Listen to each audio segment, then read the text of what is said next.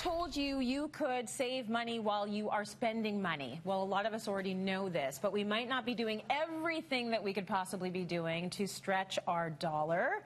And so, Janice, we're going to talk about the things that you can do when you're making purchases that might help you out a little bit. And the first one is just about knowing when to buy what.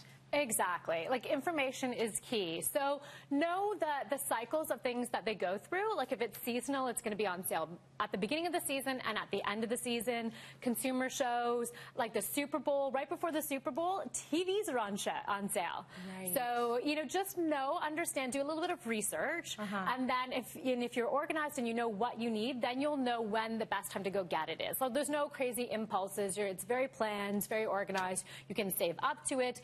And then that's the timing. It's all about timing and research. That's right. Have that calendar in your head. Yes. When it comes to buying things online, we're always thinking about shipping. Yes. How much is this going to add to the bill? Am I able to get free shipping? What should we be thinking about in that respect? Well, you actually want to take advantage of these. Are like free things. Take advantage of them. But make it work for you. Like, so what me and my girlfriends do, we have a buddy system. So if there's something that we want to, the one thing that we want to get, but it doesn't hit that $100, $150 mark for free shipping, send out a text, a group text, and all of a sudden they're like, oh, I was thinking about that. I was thinking about that. We pile it on together, and then we get the advantage of the free shipping. Right. But don't, like, those are like the gimmies, right? Yes. I mean, the rest of the tips are kind of hard and thoughtful, and you have to, like, plan and organize. That's a gimme. So totally take advantage of that. But don't do it where you're, you know, oh, okay, then I need like 5 of these. And it completely negates the whole point of being organized with your shopping and trying to spend thoughtfully. Okay, so don't just randomly pick some stuff to get up to the limit and now it's free. No, that doesn't work that way. Let's talk a little bit about duty-free specials. Yeah, well, up here in Canada, we love the access that we have of the product in the U.S., but then we have the shipping and then we have duty-free. Right. But there's a couple of companies that will offer this benefit of, like, this weekend, Land's End is going to be duty-free. On it. Yes. Right? On it. Okay. And again, like, so that, like, those are big chunks of expenses at the end. Yes. Okay, when you've bought something, often you buy something and then you will carry around the receipts. Yes. Some of us are not doing that. There's a reason why you are carrying around the receipts, though. Yeah, a price correction. Okay. So when you're making your purchase, say, like, what's your timeline for your price correction? And they'll say 5 days, 10 days, 12 days. And so what that means is within that timeline, you can come back and see if your piece has been marked down. And of course, you all are going to be shopping on sale and at the end of the season anyway, right? So it's probably like they're quickly doing markdowns. They do markdowns on Monday. That's another thing. Know when sales do get marked down. So go on a Monday or a Tuesday when it'll have been marked down even further. And then you get cash back. Right. Cash back.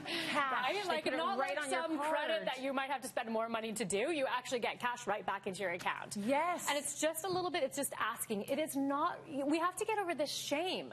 Yeah. Like, there's no shame in asking what the price correction is. Like, they don't promote it. It's a company-wide activity that they do. They don't promote it. We are allowed to ask. If you're polite and curious, like, nobody have a right to be mean to you. Okay. So, price correction. Price correction. That's what you want to know. Well, I want to go a step further then. When is it okay to haggle? Oh, absolutely you can, especially the bigger tickets. Like, we are all comfortable and aware of the fact that on a car, we do our research, we know what the listing price is, we know when there's specials, we know, we are so educated for buying a car, but not for other things. For appliances you can, right? For so many other things.